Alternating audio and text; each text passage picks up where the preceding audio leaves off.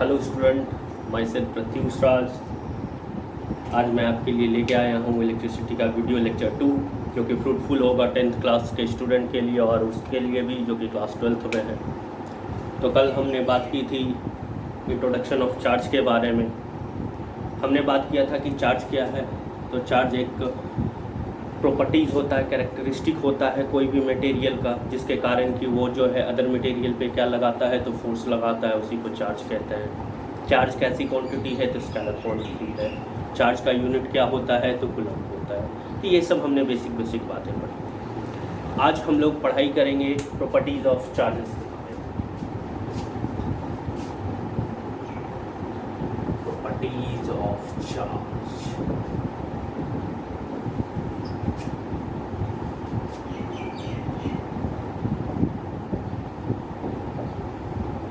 कल हमने additive property के बारे में थोड़ी सी बात की थी। ये प्रॉपर्टी क्या है, तो कुछ भी नहीं। हम लोग जानते हैं कि चार्ज एक कैसी क्वांटिटी है, तो स्केलर क्वांटिटी है। और स्केलर का मतलब होता है वो चीज़ जिसमें सिर्फ अमाउंट हो, मैग्नीट्यूड हो। इसका मतलब है कि जिसका हम लोग सम एक मैथमेटिक्स के सम के तरह कर सके, उसी को हम लोग क्या बोलते हैं, तो स्केलर क्वांटिटी। तो एडिटिव प्रॉपर्टी कहने का मतलब है कि charge add up like a simple integers. Charge को हम लोग एक सिंपल इंटीजर्स की तरह ऐड करते हैं, जिसका कि हमने पिछले दिन आपको बताया था इसके बारे में। आज हम लोग स्टार्ट करते हैं conservation of charge.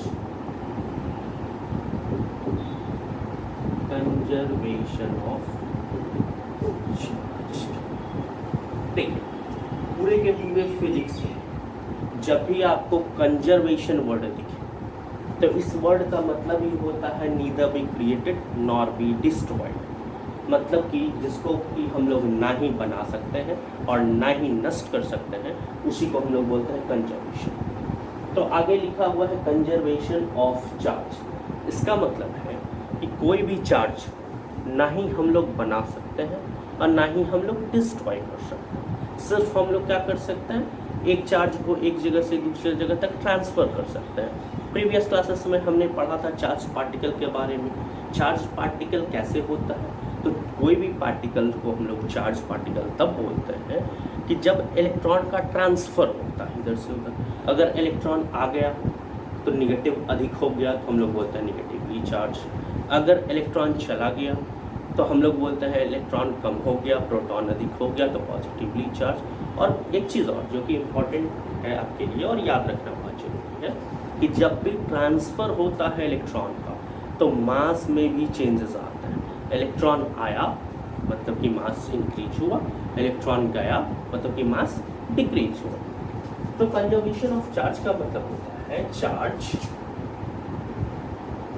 Neither be created nor be destroyed. Charge को ना ही हम लोग क्रिएट कर सकते हैं और ना ही हम लोग डिस्ट्रॉय कर सकते हैं। It can be transfer from one body to other.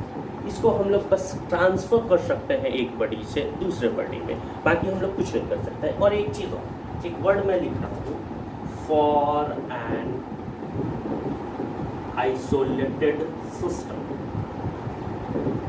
किसी भी एक आइसोलेटेड सिस्टम के लिए, आइसोलेटेड सिस्टम कहने का मतलब है कि एक बंद सिस्टम जिसको आपने सिस्टम माना हुआ है, उस सिस्टम के अंदर चार्ज को ना ही आप बना सकते हैं और ना ही आप डिस्ट्रॉय कर सकते हैं। सिर्फ आप उसको क्या कर सकते हैं कि एक बॉडी से दूसरे बॉडी तक ट्रांसफ़र कर सकते हैं। इसी को हम लोग बोलते हैं कंजर्वेशन ऑफ चार्जेस।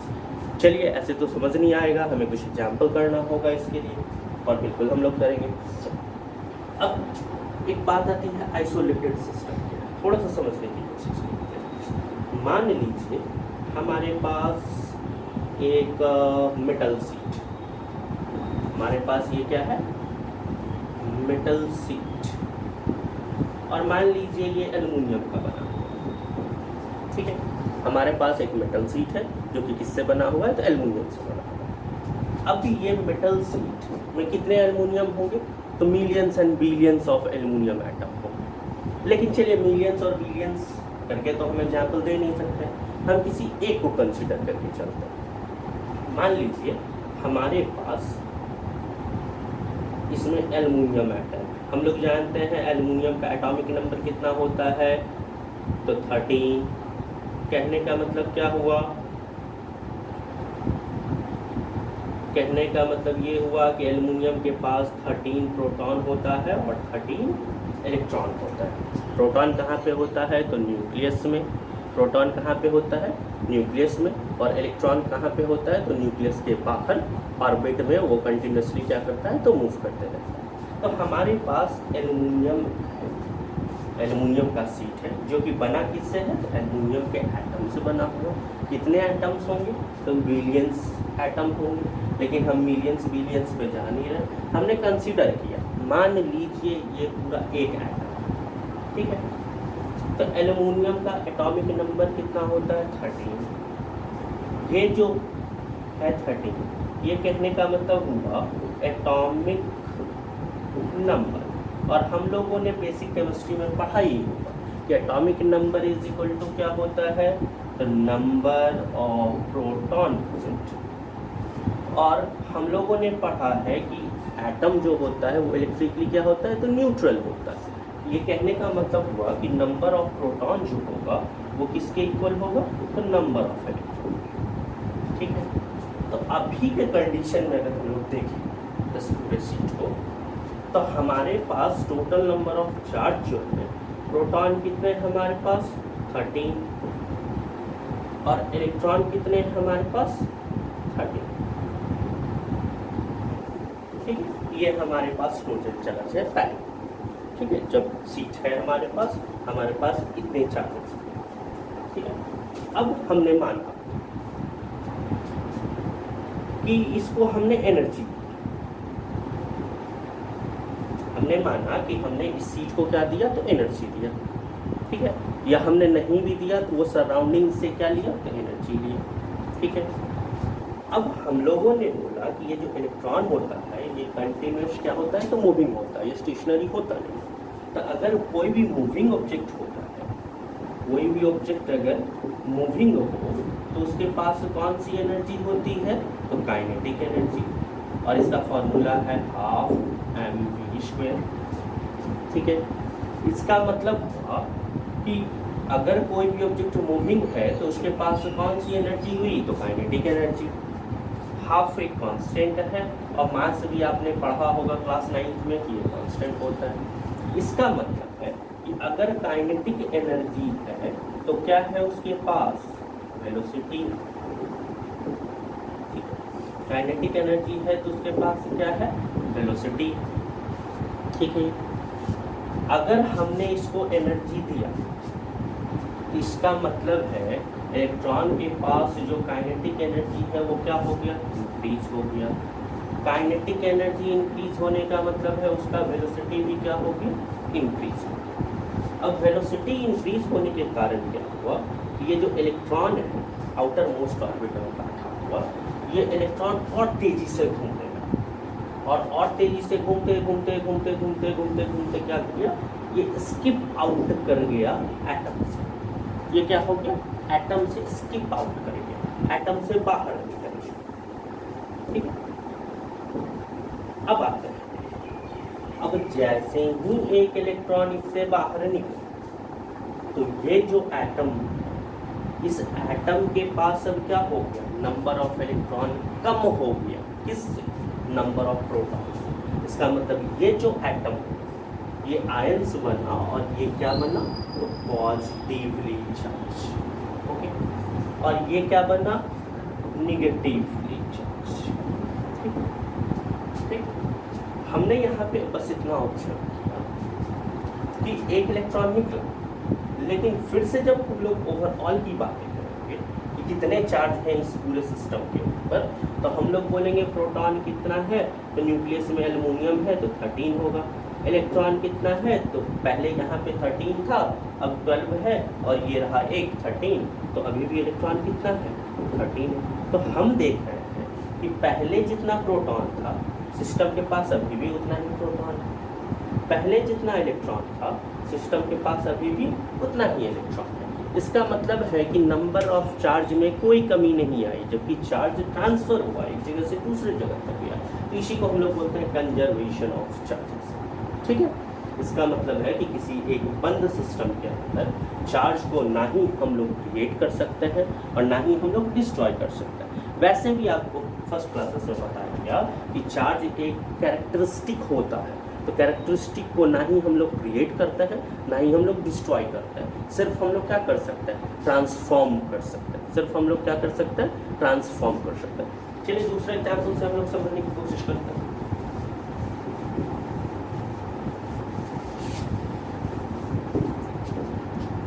थोड़ा सा हम लोग आते हैं रेडियो एक्टिव डीके पे। वैसे तो क्लास 10th में एक चैप्टर है एनर्जी करके, कोई जो कि मेनली 10th क्लास के स्टूडेंट नहीं पढ़ा करते हैं उन चैप्टर को, लेकिन उसमें एक न्यूक्लियर रिएक्शन है, वहाँ पे आप पढ़ेंगे जब न्यूक्लियर रिएक्शन हुआ, न्यूक्लियर रिएक्शन को जब हम लोग देखेंगे, और अगर हम लोग यूरेनियम 235 की बातें करते हैं, तो जब यूरेनियम 235 का डीके होता है, डीके का मतलब है जब हम लोग यूरेनियम 235 में से एक अल्फा पार्टिकल्स को निकालते हैं, और अल्फा पार्टिकल ध्यान रखिएगा, अल्फा पार्टिकल कहने का मतलब हुआ हीलियम एटम। अल्फा पार्टिकल कहने का क्या मतलब हुआ, हीलियम एटम को हम लोग निकाल रहे हैं। ठीक है, तो यूरेनियम जो होता है इसका आपको एटॉमिक नंबर हो गया 92, और हमने 235 वाला आइसोटोप लिया है, तो मास नंबर कितना हो गया 35। जब इसका हमने डीके किया तो एक अल्फा पार्टिकल हमने निकाला, और आपको अभी तुरंत हमने बोला है कि अल्फा पार्टिकल कहने का मतलब है हीलियम। इसका मतलब है इस अल्फा पार्टिकल के जगह आप दूसरे शब्द में हीलियम लिख सकते हैं। ठीक है, आप जानते हो हीलियम का एटॉमिक नंबर होता है 2 और मास नंबर होता है 4। तो हमने पाया कि जो दूसरा हमारे पास बचा, वो बचा एक ऐसा एटम जिसका कि एटॉमिक नंबर कितना था 90 था, जिसको भी हम लोग थोरियम बोलते हैं, और मास नंबर कितना आया तो 231। अब थोड़ा कंपेयर करना, देखिए हमने अभी तुरंत बोला था कि एटॉमिक नंबर का मतलब हुआ नंबर ऑफ प्रोटॉन प्रेजेंट, मतलब कि पॉजिटिव चार्ज उसके पास कितने। तो यूरेनियम के पास कितने पॉजिटिव चार्ज है तो 92, जितना पॉजिटिव उतना ही निगेटिव। इसका मतलब इसके पास प्रोटॉन है प्लस में 92 और इलेक्ट्रॉन है माइनस में 92। ठीक है, जब हमने रेडियो एक्टिव डीके करा दिया, अल्फा पार्टिकल निकाल दिया, आइए दोनों का देखते हैं। थोरियम का एटॉमिक नंबर है 90, इसका मतलब प्रोटॉन है 90 और इलेक्ट्रॉन भी है 90।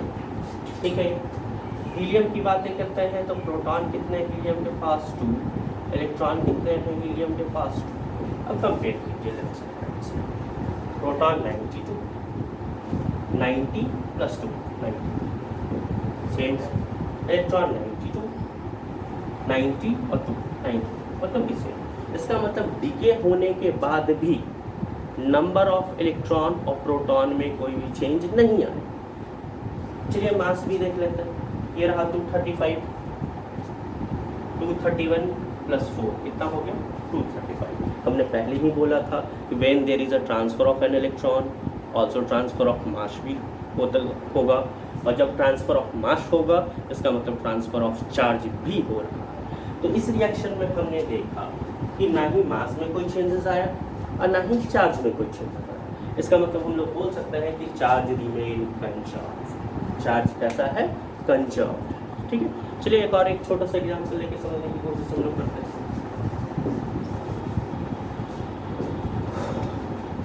मान लीजिए आपके पास एक कोई भी डब्बा है, ठीक है, उसमें आपने 3 4 5 चार्ज को रखा हुआ, चार्ज ऑब्जेक्ट को रखा हुआ। मान लीजिए इसके पास है 5 coulomb charge, 4 coulomb charge, 3 coulomb charge, ये है -1 4 कूलम चार्ज। किया आपने ऐसा किया कि किसी भी कारण से आपने चार्ज को रीडिस्ट्रीब्यूट कर दिया। रीडिस्ट्रीब्यूट करने का मतलब इधर उधर कर दिया चार्ज को। ठीक है, तो इधर उधर करने से क्या हुआ कि मान लीजिए सेकंड टाइम में जो आपको मिला थी ये मिला, ठीक है, सेकंड टाइम ने जब आपने चार्ज का वैल्यू इसमें देखा तो आपको ये चार्ज का वैल्यू मिला और ये आपको पता है। और आपको पूछा जाए कि आप बताइए कि वो जो एक खाली जगह छोड़ा गया है उसमें कितने चार्ज होंगे। तो हम अभी पढ़ते आ रहे हैं कंजर्वेशन ऑफ चार्ज क्या होता है। Charge can neither be created nor be destroyed, it can be transformed only. तो हमने देखा ये 5, 4, 9, क्योंकि हमने पढ़ा है चार्ज को कैसे एडप्ट करते हैं हम लोग, सिंपल इंटीजर्स के तरह, मैथमेटिक्स के तरह। ये हो गया 5, 4, 9, 9 और 3 12, 12 में से 4 चला गया तो कितना हो गया हमारे पास 8 कूलम चार्ज। ठीक है, ये हमें नहीं पता, हमने मान लिया x है। ठीक है, ये रहा 6, 4, 10 और 2, 12। इसका मतलब है कि ये x प्लस 12 होगा, क्योंकि हमने पढ़ा हुआ है कि कंजर्वेशन ऑफ चार्ज का मतलब हुआ कि सिर्फ हम ट्रांसफर कर सकते हैं। हमने बोला कि कुछ चार्ज को इधर उधर आप भेज दीजिए। ठीक है, इसका मतलब है पहले जितना चार्ज था सिस्टम के पास अभी भी उतना ही चार्ज होना चाहिए। तो हमने पाया कि ये x का जो वैल्यू हमें मिला वो कितना मिला, तो ये 12 उठ के आएगा तो माइनस में 4 कूलम, और ये बिल्कुल एग्जैक्टली यही आएगा। इसका मतलब है कि चार्ज रिमेन कंजर्व्ड। ठीक है, उम्मीद है आप अच्छे से समझ गए होंगे इस टॉपिक को। चलिए अब चार्ज की तीसरी प्रॉपर्टी की हम लोग बात करते हैं, जो कि ये भी बहुत आसान सा है, कुछ भी नहीं है इसमें।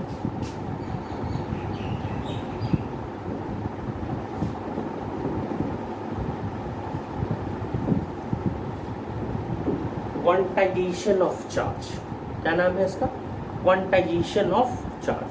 अब देखिए इस वर्ड पे आप बहुत ज़्यादा फोकस मत कीजिए। ठीक है, जब आप गूगल पे जाएंगे या कहीं भी सर्च करेंगे तो वर्ड बस सर्च कीजिए, समझने की कोशिश कीजिए। इसका मतलब हमने बोला कि आप सब कुछ भूल जाइए, एक शब्द में बस आप याद रख लीजिए, इसका मतलब है क्वांटिटी। इसका मतलब क्या है, क्वांटिटी। अब थोड़ा ध्यान दीजिए, हमने बोला आपको कि आपके पास एक पैकेट शुगर है, पकड़ लीजिए, एक पैकेट चीनी है जिसमें कि 5 kg चीनी है। ठीक है, आपके पास एक पैकेट चीनी है जिसके पास 5 kg वेट है उसका, और हमने बोला आपसे कि अगर आपके पास वैसा 10 पैकेट होता तो कितना kg आपके पास चीनी होता। तो आप कहोगे बड़े सिंपल सा सवाल है, इसमें कौन सा, एक पैकेट में 5, 10 पैकेट है तो 10 × 5 50 kg है हमारे पास। बिल्कुल आप सही हैं। अब थोड़ा ध्यान दीजिए, आपने किया क्या यहाँ पे, आपको अगर टोटल क्वांटिटी निकालनी थी तो नंबर को किससे मल्टीप्लाई किया कि 1 में जितना होता है या 1 में जितना था, यही आपने किया। चलिए आपने तो क्वांटाइजेशन ऑफ चार्ज का मतलब है क्वांटिटी ऑफ चार्ज, कि आपके पास चार्ज कितना है हम ये जानना चाहते हैं। हमने प्रीवियस लेक्चर में आपको बहुत अच्छे से एक वर्ड याद रखने के लिए कहा था कि अगर सबसे छोटा चार्ज कोई भी इंडिपेंडेंटली एग्जिस्ट करता है तो वो चार्ज होता है चार्ज ऑन एन इलेक्ट्रॉन, किसी इलेक्ट्रॉन के ऊपर का चार्ज। इसका मतलब है कि आप कभी जो ट्रांसफ़र करेंगे वो हमेशा एक नंबर्स में हो, होल नंबर्स में, इंटीजर्स में हो। मतलब 1 2 3 4 5 6 10 20 100 500 5000 ऐसे ट्रांसफ़र होगा। आप कभी भी किसी को 2.5 इलेक्ट्रॉन नहीं दे सकते हैं, 4.5 इलेक्ट्रॉन नहीं दे सकते हैं। ठीक है, आपने अगर किसी को 1 इलेक्ट्रॉन दिया मान लीजिए, तो आपने उसको कितना चार्ज दिया, तो इलेक्ट्रॉन एक नंबर 1 है और 1 इलेक्ट्रॉन के ऊपर चार्ज ई है मान लीजिए, तो आपने कितना चार्ज दिया, मतलब कि आपने उसको टोटल क्यू कितना दिया, तो 1 ही हुई। हमने बोला कि नहीं, आप एक काम करो, आप किसी को जो है 10 इलेक्ट्रॉन दे, तो आपने बोला कि कितना इलेक्ट्रॉन देना है 10, और 1 इलेक्ट्रॉन सबसे छोटा तो इलेक्ट्रॉन ही होता है, तो 1 इलेक्ट्रॉन के ऊपर हमने चार्ज बैठा दिया, जिसका की वैल्यू आपको मालूम है 1.6 × 10⁻⁻19 कूलम होता है। ठीक है, ये पिछले क्लास में आपको बताया गया था। हमने बोला कि अच्छा छोड़ो, किसी को एक काम करो, तुम 1000 इलेक्ट्रॉन दे, तो आपने कितना चार्ज दिया, तो आप बोलोगे 1000, और 1 इलेक्ट्रॉन के ऊपर जो चार्ज है वो ये मल्टीप्लाई कर देंगे तो कितना चार्ज हो जाएगा। चलिए ओके मान लिया। हमने बोला कि ठीक है, एक ऐसा जो कि मान लो आपने किसी को n चार्ज किया, तो आप बताइए क्या होगा। तो आपने बोला Q = n, n का मतलब है कि जितना चार्ज हम दे रहे हैं, और एक चार्ज का मतलब क्या हुआ कि चार्ज ऑन एन इलेक्ट्रॉन। इसका मतलब है Q = क्या बन गया, Ne, और इसी को हम लोग बोलते हैं क्वांटाइजेशन ऑफ चार्ज। ठीक है, कोई परेशानी, समझ गए आप। अब देखिए कुछ भी, ये जो आपको Q दिख रहा है = Ne, जहाँ पे Q किसको रिप्रेजेंट करता है? चार्ज। Q किसको रिप्रेजेंट करता है? चार्ज। N किसको रिप्रेजेंट करता है? Number of electron. और E किसको रिप्रेजेंट करता है? Charge on an electron. E किसको रिप्रेजेंट करता है? चार्ज ऑन एन इलेक्ट्रॉन, जो कि कितना होता है हमारे पास?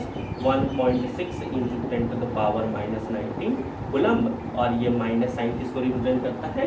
ये नेगेटिव चार्ज। ठीक है, इसको अगर वर्ड्स में जानना चाहेंगे तो हम लोग क्या लिख सकते हैं कि ये जो चार्ज है ये क्या है? इंटीग्रल मल्टीपल है किसके साथ? इलेक्ट्रॉन के साथ। और इलेक्ट्रॉन आपको हमने फर्स्ट लेक्चर में बताया था कि ये फंडामेंटल यूनिट ऑफ चार्ज है, मतलब सबसे बेसिक यूनिट ऑफ चार्ज है। इसका मतलब हम लोग लिख सकते हैं क्या? इट इज एन इंटीग्रल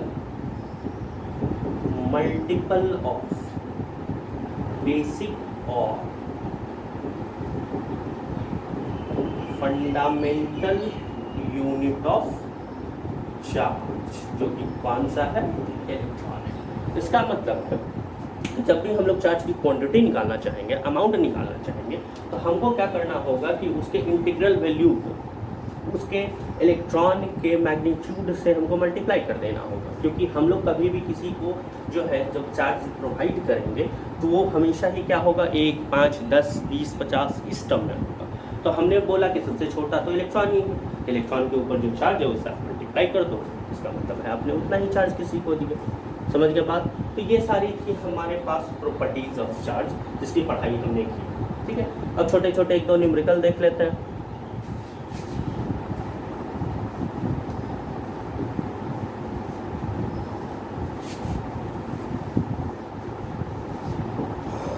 चल, सबसे पहला numerical, find the number of electron that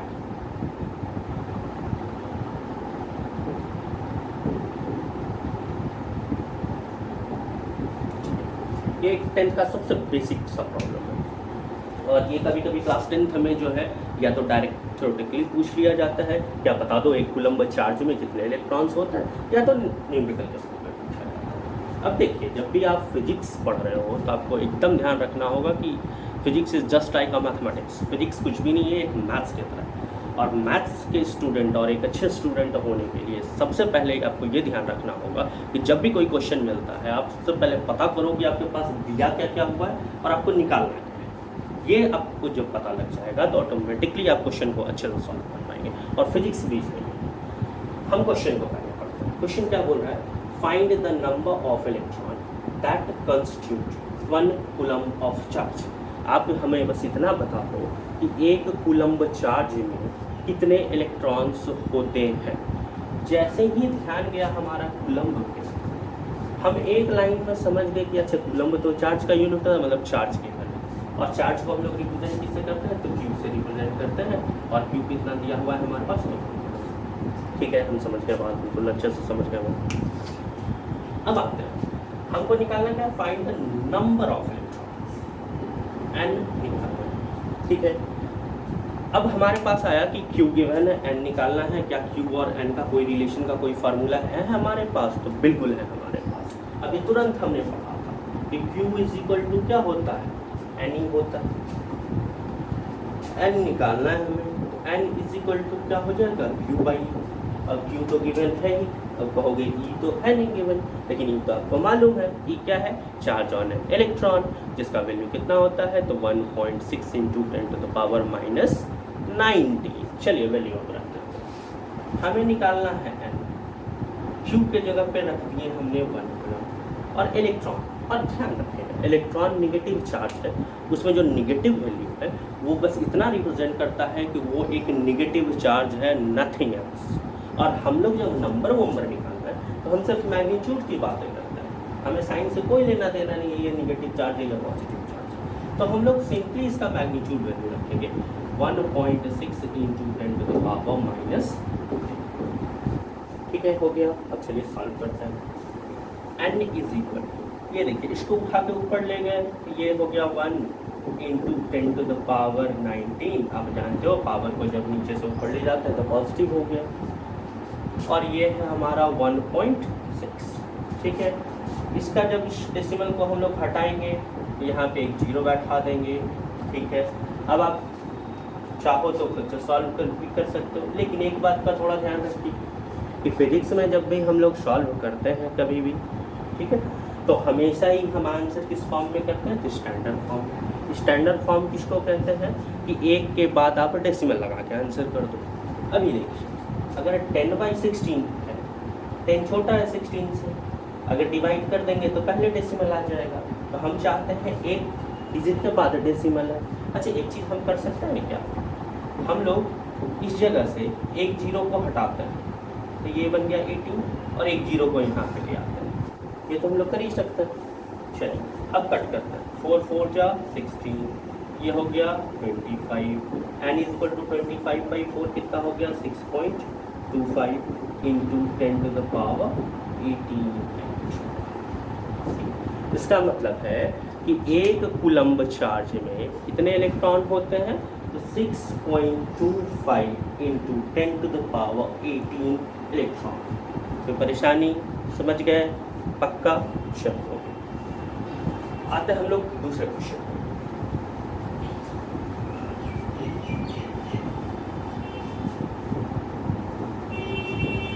दूसरा क्वेश्चन है हमारे पास, how many electrons are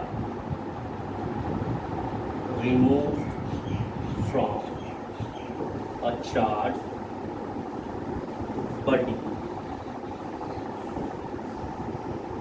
to attain a charge of +4 microcoulomb.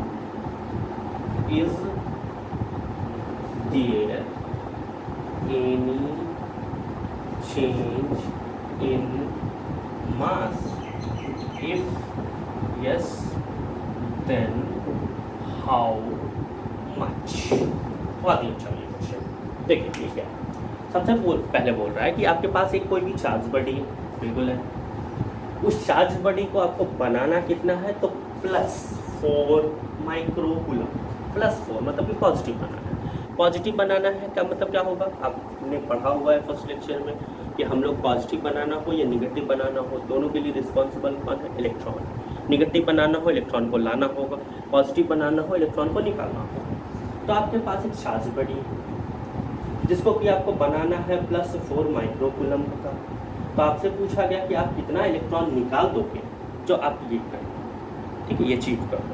दूसरी चीज़, क्या जब आप ये करोगे तो क्या कोई मास में चेंजेस आएगा, और अगर आएगा तो कितना आएगा, बस यही है क्वेश्चन। अब सबसे पहले हम लोग थोड़ा सा जानते हैं, उसके बाद में क्वेश्चन याद रखिएगा जब भी, ठीक है। आपको दिया हुआ है 1 मिलीकूलम, ठीक है, इसका वैल्यू होता है 10 टू द पावर -3 कूलम। थोड़ा ध्यान रखिएगा और याद भी इस चीज़ पर रखिएगा, क्योंकि फिजिक्स में ये सब आपको यूनिट मिलेंगे और जिसका कि कन्वर्जन आपको बिल्कुल पता होना चाहिए। 1 मिलीकूलम जिसका मतलब हुआ 10 टू द पावर -3 कूलम, ठीक है। ये हुआ 1, इस साइन को बोलते हैं माइक्रो और कूलम। 1 माइक्रोकूलम होता है आपको 10 टू द पावर -6, ठीक है, जो कि अभी आपको दिया। उसके बाद 1 NC nanocoulomb is equal to 10 to the power -9 coulomb, ठीक है। उसके बाद 1 PC पर्सनल कंप्यूटर पिकोकूलम, इसको कि हम लोग बोलेंगे 10 टू द पावर -12 कूलम। ये एक कम से कम आपको इतना वैल्यू होना चाहिए, क्योंकि आपको न्यूमेरिकल में एटलीस्ट इन दोनों का इस्तेमाल तो मिल ही जाएगा, ठीक है। कोई परेशानी, चलो अब हम लोग बनाते हैं। अब फिर से देखते हैं क्वेश्चन। क्वेश्चन है कि एक चार्ज बॉडी है आपके पास, आप कितना इलेक्ट्रॉन उससे निकाल दोगे, कितना इलेक्ट्रॉन आप निकाल दोगे ताकि जो बचेगा उसके पास +4 माइक्रोकूलम चार्ज होगा। इसका मतलब है कि चार्ज जो है आपको वो कितना करना है, तो 4 माइक्रोकूलम, ठीक है, प्लस में हम जानते हैं कन्वर्जन की, इसका मतलब हुआ 10 टू द पावर -6, इसका मतलब चार्ज आपको, ठीक है। फिर से पूछा गया नंबर ऑफ इलेक्ट्रॉन तो फिर निकालना किसको, इलेक्ट्रॉन को। हमने फार्मूला पढ़ा है Q इज इक्वल टू क्या होता है, तो N। हमें निकालना क्या है, N इज इक्वल टू क्या हो जाएगा हमारा, Q/E। ठीक है, N is equal to Q, charge हमारे पास कितना है, तो 4 × 10⁻⁻6, और एक इलेक्ट्रॉन का वैल्यू कितना होता है, तो 1.6 × 10⁻⁻19 कूलम। ठीक है, ये चलिए और करते हैं। N इज इक्वल टू ये रह गया 4, ये उसके ऊपर गया तो ये -6 और +19, तो ये हम लोग लिख सकते हैं 10⁻+13। कोई परेशानी, समझ पा रहे हो इसको। और ये हो गया 1.6। ठीक है, ये इस डेसिमल को हटाएंगे तो यहाँ पे हम लोग क्या दे देंगे, 0। ये 4 से कट किए तो 4 4 जा 4 10 जा, 2 से 2 2 जा 2 5 जा। इसका मतलब N is equal to 2.5 × 10⁻13 electron. इसका मतलब है कि अगर कोई भी चार्ज ऑब्जेक्ट को, चार्ज बॉडी को, अगर हमको +4 माइक्रो कूलम्ब का बनाना है तो हमको उससे कितने इलेक्ट्रॉन को निकालना होगा, 2.5 × 10⁻13 इलेक्ट्रॉन। अब एक चीज़ ध्यान रखिएगा, कभी आप ये कंफ्यूजन में ना पड़िएगा कि हमने आपको अभी तुरंत बोला कि फ्रैक्शन में आप कभी भी इलेक्ट्रॉन को ले जा नहीं सकते, तो आप ये कभी नहीं सोचिएगा कि आपने बोला फ्रैक्शन नहीं है फिर तो ये 2.5 है। तो ध्यान रखिएगा कि 2.5 के साथ 10⁻13 लगा हुआ है, और जब इसको आप उठा के लाएंगे तो ये 25 हो जाएगा। एक जीरो यहाँ पे अगर आप कम कर देंगे तो ये कितना होगा, 25। तो ये एक होल हो गया, बट फ्रैक्शन। समझ गया बात, कोई दिक्कत। चल एक क्वेश्चन तो सॉल्व हो गया हमारा कि इतना अगर 2.5 × 10⁻13 इलेक्ट्रॉन अगर हम लोग निकाल देते हैं उससे, तो उसके पास कितने चार्ज हो जाएंगे उस चार्ज बॉडी के पास, तो +4। ठीक है, अब दूसरा है कि क्या मास में कोई चेंज होगा, तो आपको मैंने फर्स्ट डे से ही बोल रहा हूँ, जब भी चार्ज को आप ट्रांसफ़र करेंगे तो मास भी ट्रांसफ़र होगा। तो चार्ज अगर आप ट्रांसफ़र कर रहे हैं तो मास तो बिल्कुल ही होगा। तो यस, आंसर हो गया, यस मास में तो चेंज आएगा। अब सवाल बनता है कितना आएगा, डिक्रीज होगा या इंक्रीज होगा। तो पहले देखते हैं इलेक्ट्रॉन क्या हो रहा है। इलेक्ट्रॉन रिमूव्ड, इलेक्ट्रॉन जा रहा है। तो इलेक्ट्रॉन अगर जा रहा है तो इलेक्ट्रॉन के पास तो मास है, इसका मतलब है वो अपने साथ मास को भी क्या कर रहा है, लेके जा रहा है। इसका मतलब मास क्या हो रहा है, डिक्रीज हो रहा है। इसका मतलब है यस मास में चेंज हो रहा है। और चेंज क्या हो रहा है कि मास क्या हो रहा है, डिक्रीजेस। मास क्या हो रहा है, डिक्रीजेस, घट रहा है। अब सवाल आती है कि कितना डिक्रीज हो रहा है। ठीक है, तो हमने बोला कि कितना इलेक्ट्रॉन हमने निकाला, तो 2.5 × 10⁻13 हमने कितना इलेक्ट्रॉन को निकाला। अब एक इलेक्ट्रॉन का मास कितना होता है, तो 9.1 × 10⁻−31 kg। ठीक है, ये कोई दिक्कत। एक इलेक्ट्रॉन का मास ये, टोटल इलेक्ट्रॉन है ये, इन दोनों को अगर मल्टीप्लाई कर देंगे तो हमारा निकल जाएगा कि इतना मास क्या हुआ, डिक्रीज हुआ। कोई परेशानी, तो आप इसका कैलकुलेशन कर लेंगे। ठीक है, चलिए एक और देखते हैं हम लोग क्वेश्चन।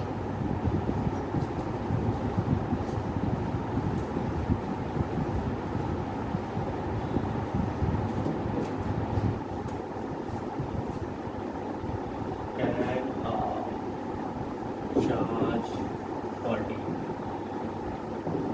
Transfer 4 × 10⁻16 coulomb.